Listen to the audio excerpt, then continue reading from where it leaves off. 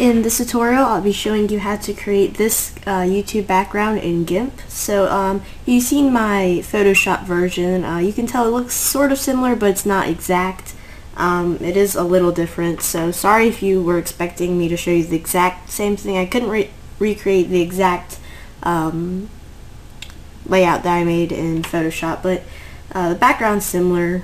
So you will need to, so the first thing you need to do is download this template that I created.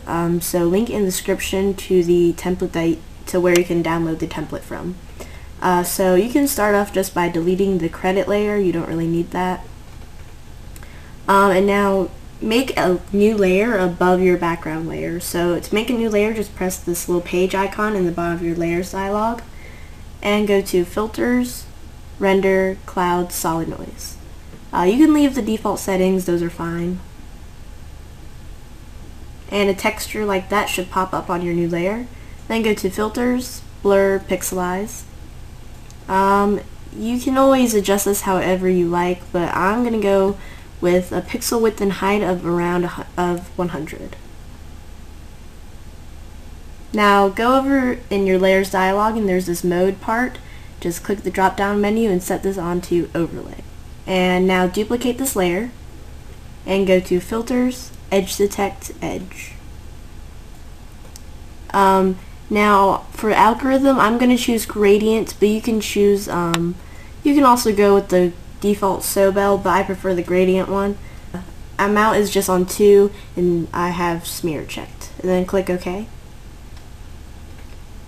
Then go to Colors, Colors Alpha, and it should say from, and then it has this color box to alpha. Just click on the color box and choose your color as black, and then click OK. Now go to Filters, make sure you're on the layer with the white lines, and go to Lighten Shadow, Drop Shadow. Set Offset X and Y to 0. Blur radius, you can always adjust that, but I'm going to keep it on 15. Color black, opacity 100, and uncheck allow resizing. So now you have a pretty nice grid-like background, and if you like, you can go back to that pixelized layer that we created, and you can always set the layer mode onto grain merge. That just gives it more intense color. Or you can just leave it on overlay. Now go to your more boxes layer and alpha to selection it, or right click on that layer and then select alpha to selection, then create a new layer and move that new layer beneath your more boxes layer. And I'm just going to rename this more box border. And now go to on your border layer, go to select, grow the selection by 1 pixel. Get your bucket fill tool and make sure your foreground is on black and just fill that in. And then you can go to select none. Now just merge your more boxes layer down with your border layer and set the layer mode onto multiply. Now we're going to work on the shape layers. So just right click on the shape 4 layer, select alpha to selection. Get your gradient tool, make sure your gradient is on, your foreground color is on white and your background color is on black, and choose the gradient foreground to background. And what we're going to do is just stroke from here to here, just stroke down. And to get a constrained line, just press Control. And now just set this layer mode onto overlay and go to select none. And just repeat this process on all your other shape layers, so I'll just demonstrate this once more. Right click on the shape layer, select alpha to selection, make sure you have your gradient tool or blend tool, foreground color on white, background color on black, gradient is foreground to background, and then just stroke down. And then go to select, none, and over here in your layers mode, set this onto overlay. So go ahead and repeat that for all the other shape layers. So as you can tell, I went ahead and applied that effect to all the other shape layers. But now if you go on your shape 7 layer, as you can tell, the box is, it doesn't fade out. We need this to fade out nicely so it goes along with your YouTube background. So just right click on your shape 7 layer and select add layer mask. So right click on it and select add layer mask, and just make sure it's on white full opacity and select add. Then get your gradient tool again and put your foreground color as black and get the gradient FG to transparent. And starting at the bottom down here, simply click right here and pressing Control stroke up, and just do that several times to fade out that bottom part. Now what we're going to need to do is pretty much fade out the whole bottom of this layout so it goes along with your YouTube background, so that when it cuts off it fades nicely.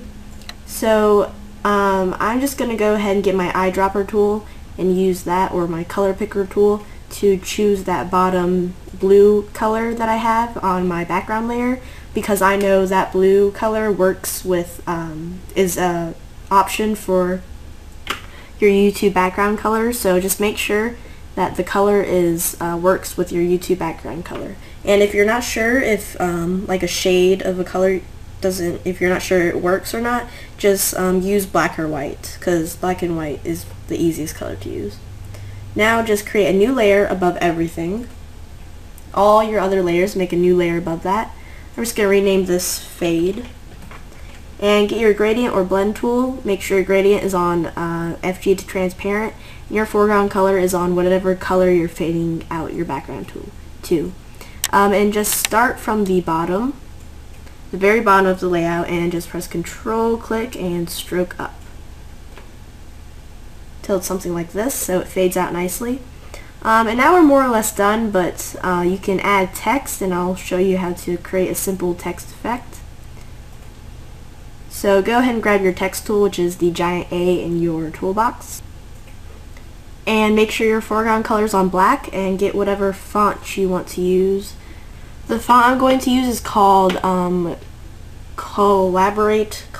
whatever light. I think it was a default font with my computers, but if I can find a link where you can get it, I'll leave the link in the description. So go ahead and type in your text,